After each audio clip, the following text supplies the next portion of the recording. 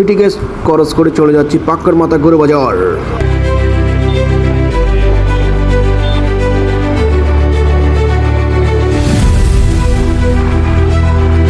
আসসালামু আলাইকুম। আসন্ন 2026 কোরবান উপলক্ষে চলে এসেছি আমরা গরু বাজার।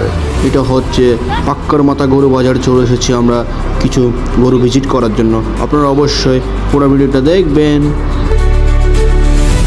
এখানে বিশাল সাইজ গরু আছে, বড় ছোট মাঝারি বিভিন্ন রকম গরু আছে। আপনারা অবশ্যই পাক্কার মাথা বাজার ভিজিট করতে চলে আসবেন।